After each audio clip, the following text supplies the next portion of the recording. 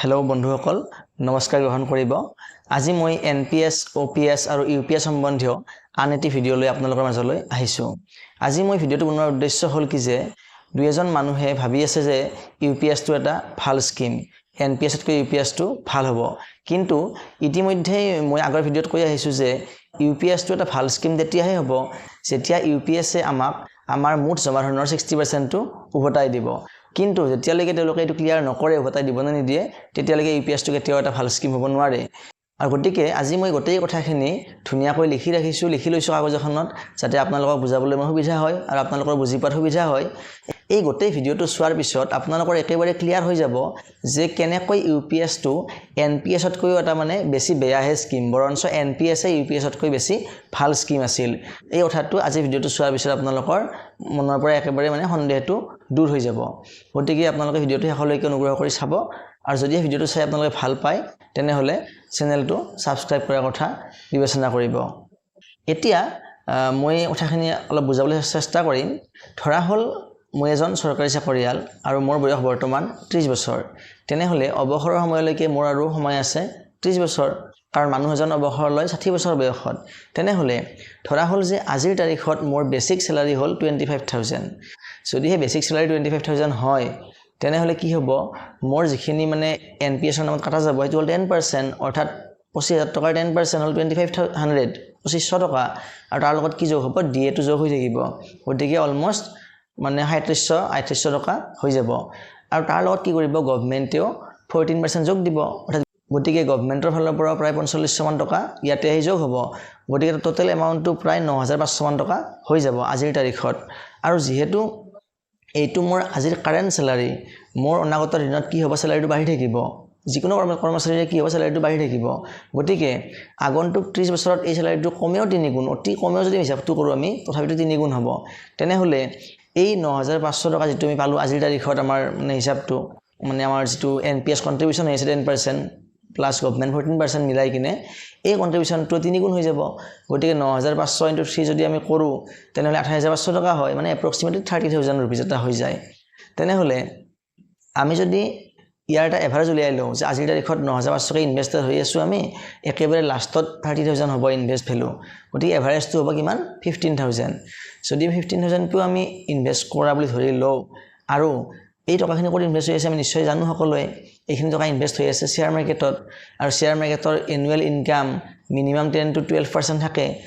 গতিকে আমি মিনিমামটো ধৰিছো 10% ৰিটাৰ্ণ ধৰিছো আমি 10% ৰিটাৰ্ণ ধৰিলে কি হয় আমাৰ যিখিনি 15000 ভ্যালু এই 15000 যেটো টকা মাহে মাহে আমি এভাৰেজ কে ইনভেস্ট কৰি গৈ থাকিম মানে আপ টু দা ৰিটায়াৰমেন্ট এই টকাখিনিৰ মুঠ মূল্য হ'ব 54 লাখ অৰ্থাৎ আমাৰ ৰিটায়াৰৰ সময়লৈকে এইখিনি টকাৰ ভ্যালু হ'ব 54 লাখ এইটো হল আমাৰ জমা টকা আৰু ইয়াৰ ওপৰত কি আহিব ইয়াৰলি 10% কৈ যেটো ইন্টাৰেষ্ট দিব আমাৰ শেয়াৰ মাৰ্কেটৰ পৰা আহিব সেইটো যোগ হ'ব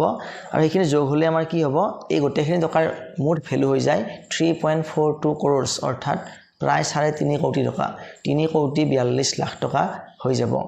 আৰু এই টকাখিনি আমি একেবাৰে মিনিমামটো হিচাপ কৰিছো ইয়াতকৈ বেছি হ'ব পাৰে বা হয়তো ইয়াতকৈ অলপমান কম হ'ব পাৰে গতিকে আমি এটো এটা মানে মিনিমামে ধৰিছো আমি কম হোৱা সম্ভাৱনা একেবাৰে কম ইয়াতকৈ বেছি হোৱা সম্ভাৱনাটো অধিক কাৰণ 10% হৈছে মিনিমাম ৰিটাৰ্ণ শেয়াৰ মাৰ্কেটৰ পৰা তেনেস্থলত এই যিখিনি টকা আমি হিচাপ কৰি উলিয়াইছো 3.42 crores ইয়াৰ যেটো 60% যেটো আমাৰ এনপিএছ ৰিটাৰ্ণ কৰিব তাৰ ভ্যালু হ'ব প্ৰায় 2.05 মানে 2 কোটি ধৰিলো আমি যে 2 কোটি টকা আমি ৰিটাৰ্ণ পাম অৱসৰৰ সময়ত আৰু বাকি যিখিনি থাকিব 1.4 মানে 1 কোটি 40 লাখ টকা সেইখিনি টকাৰ পৰা আমাক কি দিব পেনশন দিব আৰু সেই পেনশনটো যদি আমি ধৰি লও যে তাৰ পৰা আমি বছৰি আমি 6% কে অনলি ৰিটাৰ্ণ পাম অনলি 6% ৰিটাৰ্ণ পালেও সেই ৰিমেইনিং 40% ৰ পৰা আমি মান্থলি প্ৰায় 68000 रुपीस পেনশন পাম এনপিএছত এটো এটা মিনিমাম হিচাপটো দিছো আপোনালোকক এতিয়া এইটো হল এটা এনপিএছৰ হিচাপ অৰ্থাৎ এনপিএছত আমি যদিহে আমাৰ আৰু 30 বছৰ চাকৰিকাল বাকি আছে তেনেহলে আমি হত এইখিনি ৰিটাৰ্ণ আমি পাম আৰু পেনশন আমি এইখিনি পাম যিখিনি মই ইতিমধ্যে কৈ আহিলো 68000 পেনশন পাম আৰু ৰিটাৰ্ণ প্ৰায় 2 কোটি টকা আমি পাই যাম 60% 3.42 crores 60% পাই যাম কিন্তু ইউপিএছত আমি কি পাম আমি ইউপিএছত ৰিটাৰ্ণ পাম 0 অৰ্থাৎ আমাক কোনো ধৰণৰ 60% ঘূৰাই দিম বুলি চৰকাৰে এতিয়ালৈকে কোৱাই নাই যেটো তেওঁলোকৰ দিয়া মতলব নাই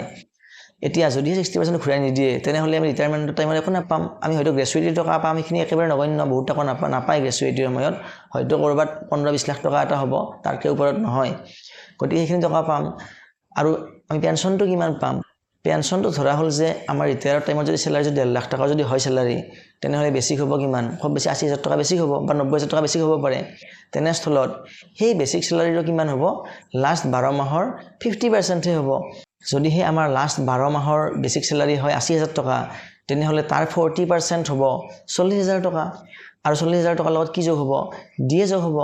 যদি ডিএ আমি 100% ধৰি লওঁ তথাপিও আমাৰ যিটো পেঞ্চন পাম সেইটো কিমান হ'ব 80,000 টকাহে হ'ব আৰু সেইটো 80,000 টকা পেঞ্চনহে হ'ব অকল যেহেতু আমি 60% টো ঘূৰাই নাপাওঁৱে সেই পেঞ্চনটোৰ ওপৰতে ভৰসা কৰি থাকিব লাগিব আমি এতিয়া সেই 80,000 টকা পেঞ্চনটো আমি কিমান দিন ধৰি পাম ধৰা হ'ল অৱসৰৰ পিছত এজন চাকৰিয়াল আৰু 20 বছৰ কাল জীয়াই থাকিব মানে 80 বছৰ বয়সলৈকে তেনেহ'লে 20 বছৰত 20 পূৰণ 12 কিমান মাহ থাকিব সেই মাহৰ লগত যদি আমি 80,000 টো পূৰণ কৰি দিওঁ তেনেহ'লে আমাৰ হিচাপটো ওলাই কিমান প্ৰায় 1,90,00,000 টকা প্ৰায় এটা হিচাপ কৰিছো মই ৰাফ হিচাপ এটা ইমানখিনি টকা ওলাই যাব এতিয়া আমাৰ জমা হৈছিল কিমান 3,42,00,000 টকা আৰু আমাক চৰকাৰী পেঞ্চন হিচাপত টকা কিমান দিব মুঠ 20 বছৰত 1,80,00,000 বা 1,90,00,000 টকা তেনেহ'লে আমাৰ এটা বৃহৎ লোকচান নহ'ল জানো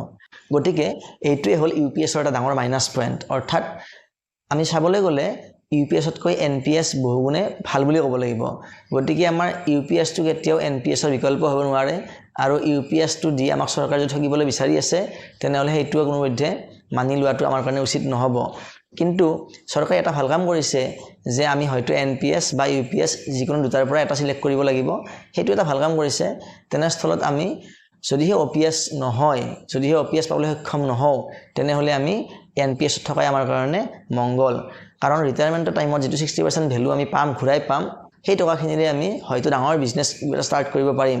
কাৰণ সেইটো এটা ডাঙৰ কেপিটেল হৈ যাব আমাৰ হাতত আৰু আমাৰ যিকোনো বিপদৰ কাৰণে সেইটো এটা আমাৰ হাও হ'ব গতিকে এইখিনিয়ে আছিল আজি ভিডিঅ'টো আশা কৰোঁ আপোনালোকে ভিডিঅ'টো চাই ভাল পাইছে যদিহে ভাল পাইছে তেনেহ'লে অনুগ্ৰহ কৰি লাইক কৰিব আৰু চেনেলটো সাবস্ক্ৰাইব কৰাৰ কথা বিবেচনা কৰিব ধন্যবাদ